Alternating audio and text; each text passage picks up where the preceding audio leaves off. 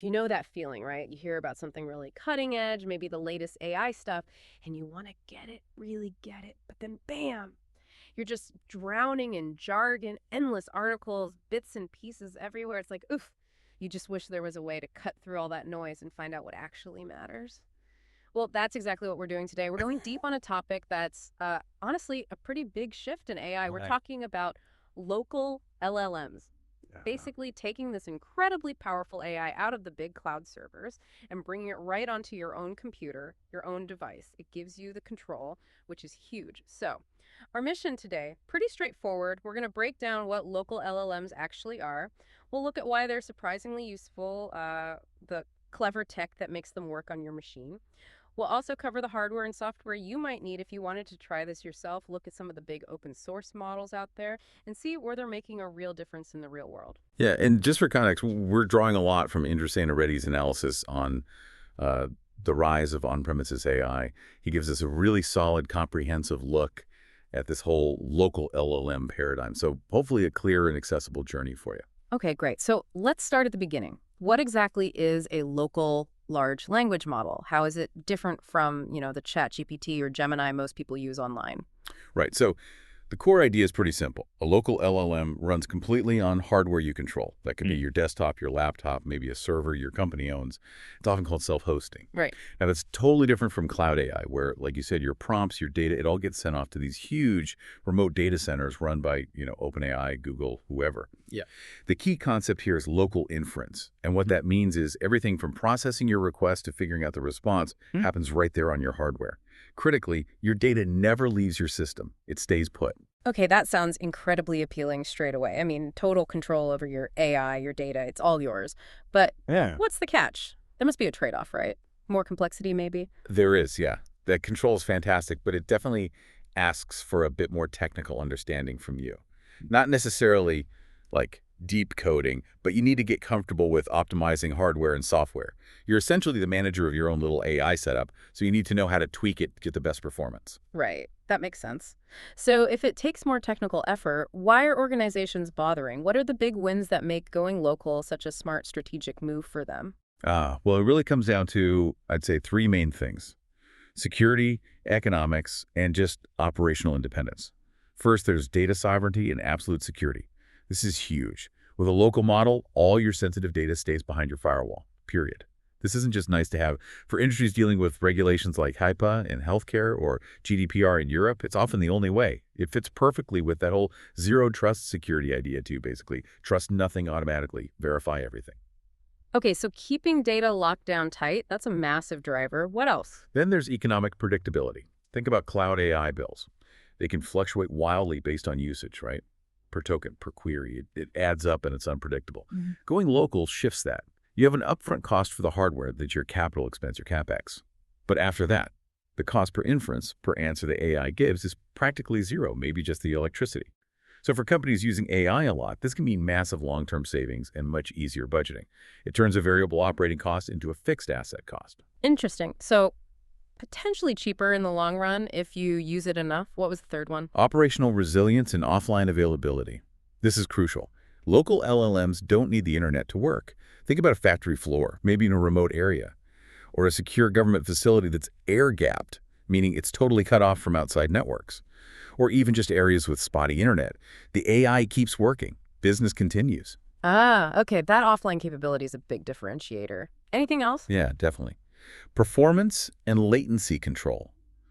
When the processing happens right there on your machine or nearby on your network, you slash the network, delay the latency. We're talking milliseconds sometimes. This makes the interaction feel way more fluid, more responsive, super important for things like coding assistants that need to react instantly or, really smooth chatbots. Faster responses, always good. And finally, there's unfettered customization and freedom from vendor lock-in. You get total control. You can take these powerful open source models and fine-tune them on your own specific private data. This lets you build AI that's incredibly specialized for your exact needs. And importantly, you're not tied to a cloud provider who might suddenly hike prices, change their service, or even discontinue the model you rely on. You own your AI destiny, so to speak. Wow, okay. When you lay it all out, like The security, cost control, offline use, speed customization. You can really see why this is more than just a niche thing. It's genuinely transformative for certain situations. So this all sounds incredibly powerful, but honestly, this is where it starts to feel a bit like science fiction for me. How on earth do these huge, complex AI models actually run on a regular computer? What's the technical wizardry involved? Huh. Yeah, it does feel a bit like magic, doesn't it? But it boils down to some really clever technical ideas and uh, optimization tricks. Fundamentally, most of these models are built on the transformer architecture. That's the neural network design that got everyone excited because it's so good at understanding context, figuring out how words relate to each other in a sentence or paragraph. You hear about parameters, right? Billions of them sometimes. Those parameters are basically the knowledge the model learned during training.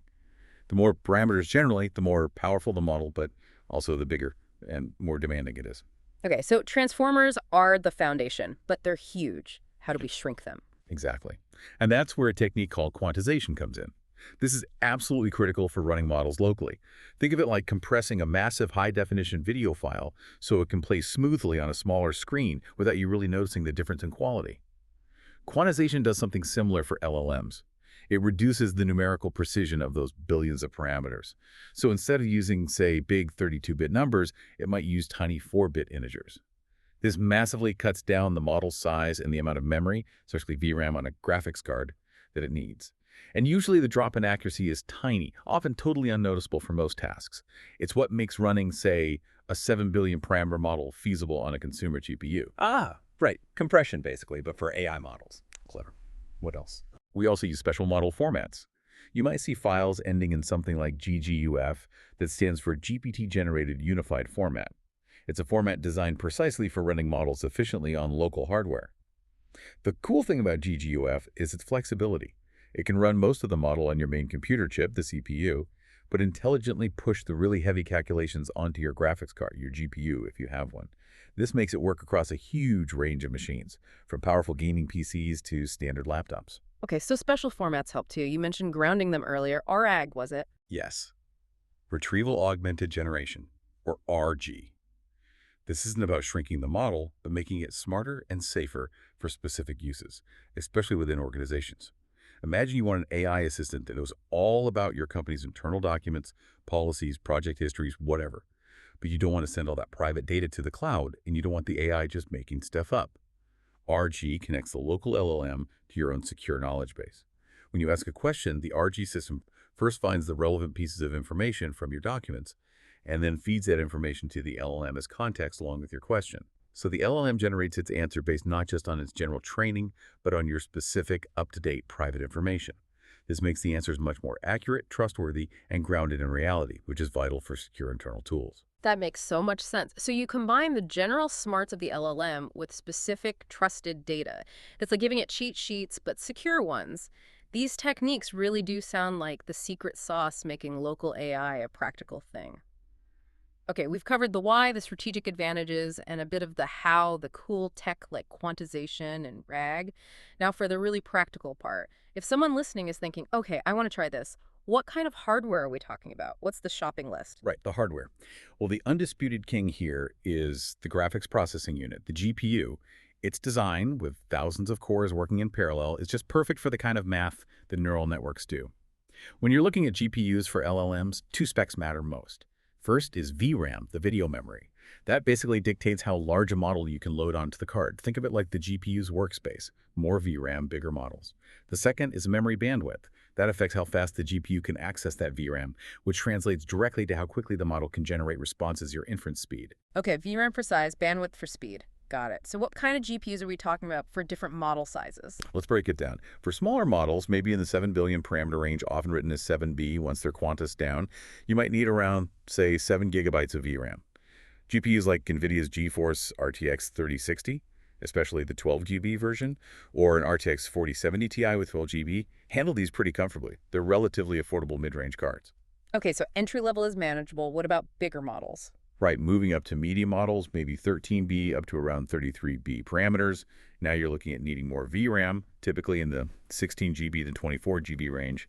Here, the NVIDIA RTX 3090, which has 24GB of VRAM, is kind of a legend. It's older now, but often seen as a great value because of that large VRAM capacity. The newer RTX 4090, also with 24GB, is the top-end consumer choice for raw performance. 24 gigs. Okay, that's serious graphics power. What about the really big ones, 70B and up? Yeah, the large model, 70B or even more, these really stretch consumer hardware to its limits. You're typically needing 32GB of VRAM, maybe even more. Often this means using multiple GPUs together, like two RTX 3090s or two 4090s working in tandem, or you might need the absolute latest generation cards, like the upcoming RTX 5090, which is expected to have 32GB. Sometimes you can also offload parts of the model to your system's main RAM, but that slows things down. Wow, multiple high-end GPUs. That starts sounding expensive. Now, you mentioned GPUs, mostly NVIDIA, but what about Apple? Their new chips, the M series, seem pretty powerful too. How do they fit in? Ah, yes, Apple Silicon. This is a really interesting and frankly quite different story. The M series chips, M1, M2, M3, especially the Pro Max and Ultra versions, have what's called unified memory architecture. What this means is the CPU, the GPU, and the neural engine, Apple's dedicated AI silicon, all share one single large pool of memory, and it's fast memory. The huge advantage here is that it basically eliminates the VRAM bottleneck we just talked about with traditional GPUs. There isn't a separate, limited pool of video memory. So the whole system memory can be used by the AI parts. Exactly. So a Mac Studio with an M3 Ultra chip, if you configure it with a ton of unified memory, like 192GB or even up to, I think, 512GB now, can run enormous models. We're talking models with hundreds of billions of parameters, like Meta's 405B Llama 3.1 model. Running something that big would normally require a cluster of very expensive enterprise-grade GPUs. Apple Silicon makes it possible, astonishingly, on a single desktop machine. It's a massive advantage for Mac users wanting to run large local models. That is a game changer for accessibility at the high end. Okay, so GPU is key. Apple Silicon has its unique strengths. What else matters in the hardware setup? Well, the GPU is the star, but other components definitely play supporting roles. You still want a decent modern multi-core CPU. It handles setting things up and can even run parts of the model if you're offloading or using formats like GGUF. Plenty of system RAM is important too, especially if you're offloading parts of the model from the GPU or if you're using Apple Silicon where it is the model's memory. 32GB is a good starting point, 64GB is better for medium models, and 128GB or more is recommended for the really large ones or for Macs with high unified memory. Fast storage, like an NVMe SSD, makes loading these multi-gigabyte models much quicker. And don't forget a beefy power supply unit, PSU, and good cooling, especially if you're running power-hungry, high-end GPUs. They generate a lot of heat. Right, makes sense. You need the whole system to be balanced. Okay, so let's say you've got the hardware sorted, you've got the muscle. How do you actually, use it? What software do you need to get these LLMs running and talk to them? It still feels like it might be complicated for non-developers. That's a great question. And the good news is the software side has gotten so much easier recently. It's really quite accessible now. You can think of the software ecosystem in layers. At the foundation, you have servers and engines. This is the back-end software that actually loads the model file, manages the hardware resources, and processes the prompts. A really popular one is Llama. It's open source, runs from the command line, and it makes managing models super easy, kind of like Docker does for applications, if you're familiar with that. It downloads, manages, and serves the models, and its API has become almost a standard. A lot of this is built on a C++ library called llama.cpp, which is incredibly efficient. Okay, so a llama is like the engine room. What about the controls? How do you interact with it? Right. On top of the servers, you have user interfaces, or UIs. These are the apps you actually see and type into. They give you that familiar chat window. There are lots of great open source options like OpenWebUI or LoadChat. These usually connect to a back-end server like a Llama to do the actual thinking, but they provide the nice front-end experience. Gotcha. So you can mix and match the engine and the interface. Or are there simply options, like Okay. all-in-one packages? Absolutely. There are excellent full-stack solutions that bundle everything together, the server, the UI, model downloading, everything into one easy-to-use application. LM Studio is probably the most well-known right now. It has a really polished interface, makes it super easy to browse, download, and manage different models, and includes its own server. Crucially, its server can mimic the OpenAI API, which means lots of existing tools that work with ChatGPT can be pointed at your local LM Studio instead. Oh, that's clever. Makes it easy to switch. Exactly. Another great one is GPT-4 All. It's fully open source, really focused on privacy and just working easily. It even has a built-in feature called Local Docs, which is basically airy for your own documents right out of the box. And there's a newer one called Jan, which is also open source, looks very modern, and is gaining popularity as an alternative to LM Studio, again with a strong privacy focus. So lots of user-friendly options. What about for developers who want to build things on top of these local LLMs? Yeah, for developers, there are higher-level frameworks. LangChain is a huge one. The Python library that provides all sorts of tools to make building LLM applications easier, managing prompts, handling conversation history, even letting LLMs use other tools, turning them into agents. And and you absolutely have to mention Hugging Face Transformers. It's arguably the foundational library for the entire open-source AI movement. It gives developers standardized access to literally thousands of pre-trained models. You can download them, fine-tune them, run them, all using the Transformers library. What's really neat is seeing how many of these tools, like LM Studio or Llama, are adopting APIs compatible with OpenAI's standard. It just makes everything more interoperable. It really does sound like the barrier to entry is dropping fast. You don't need to be a hardcore AI researcher anymore to start playing around with this stuff, which is fantastic. Okay, so we have the hardware options. We have this growing ecosystem of user-friendly software. What about the actual AI models themselves? With all this setup, what kinds of powerful LLMs can you actually download and run locally? Are there like star players in the open source world? Oh, absolutely. The open source community is incredibly active, and there are some truly stellar model families available. Probably the most influential, the ones that really kicked off this whole local LLM explosion, are the MetaLlama series. You had Llama 2, then Llama 3, now Llama 3.1. They come in various sizes, from a pretty small 8 billion parameters 8B all the way up to a massive 405B version. They're known for being really strong all-around performers, good at text, good at different languages, good at coding, and they have big context windows, meaning they can handle long conversations or documents. They're a fantastic starting point. Llama, right. I've definitely heard that name. Who else is big? Mistral AI has made huge waves, especially with their focus on efficiency. Their original Mistral 7B model was famous for punching way above its weight, performing like models 2 or 3 times its size. Then they released Mixtral models. These use a clever technique called Mixture of Experts, or MoE. Instead of using the whole huge model for every single query, a MoE model only activates a small fraction of its parameters for each task. This makes them much faster and cheaper to run, often without losing much performance. Very innovative. Faster and cheaper, always good. Mixture of experts, interesting. Who else? Google jumped in with their Gemma series, like Gemma and Gemma 2. These are open models derived from their big proprietary Gemini models. They come in sizes like 9B and 27B, and Google emphasizes their responsible development and strong performance, especially in reasoning tasks. And Microsoft has the Phi series, like Phi 3. They market these as small language models, or SLMs. The interesting thing here is they show that even a relatively small model, maybe 3.8B parameters, can be incredibly capable if it's trained meticulously on really high-quality data. These are perfect for running directly on devices like phones or in edge computing scenarios. So even small models can be smart if trained right. That's cool. Are there others worth mentioning? Definitely. There's a whole bunch. Alibaba has the Qwen series, which is known for being great at multiple languages and math problems. The DeepSeek models, some of which also use that efficient MoE architecture, are excellent, particularly for coding tasks. There's Falcon from TII in the UAE, Cohere's Command R model, which is specifically tuned for enterprise RA use cases. The list goes on. Plus, you see specialization.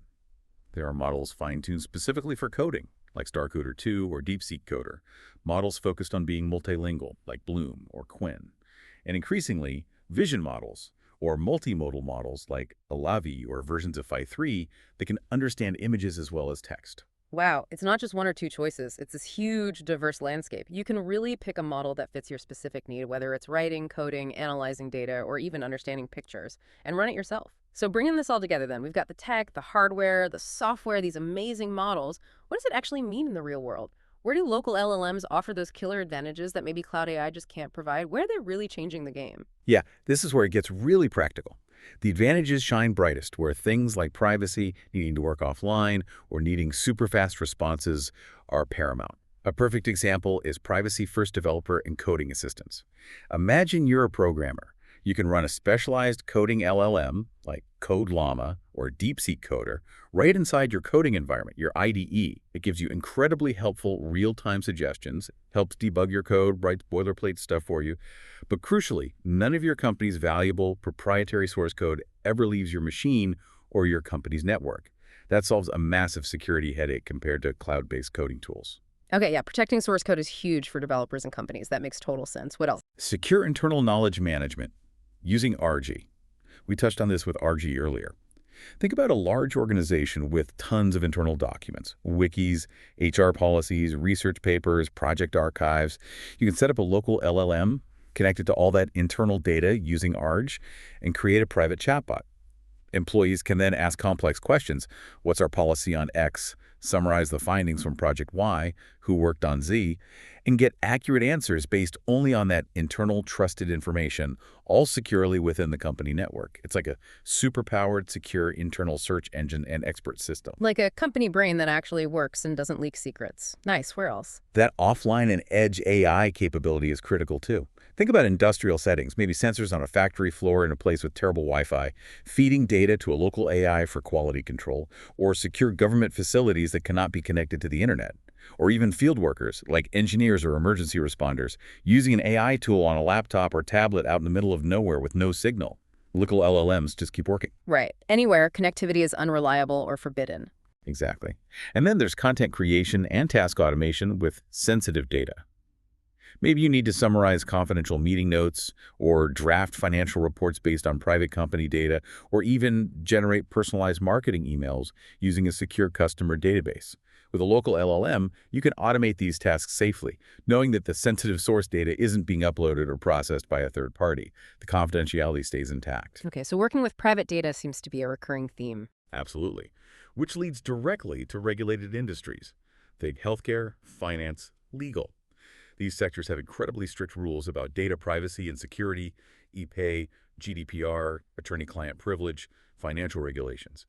Often using a cloud-based AI for tasks involving patient records, financial transactions, or confidential legal documents is simply not allowed or is far too risky. Local LLMs become the only feasible way to apply AI. They can analyze electronic health records safely, help detect financial fraud patterns within a bank's own systems, or summarize sensitive legal briefs without ever breaching confidentiality. Ultimately, the real power is creating what you might call hyper-contextual AI, systems that are deeply integrated with your specific private world, whether that's you as an individual or your entire organization. They can offer a level of personalized, context-aware help that generic cloud models, by their very nature, just can't match. Yeah, those examples really drive it home. These aren't just theoretical plus points. They're solving real, critical problems, especially where trust, security, and control are non-negotiable.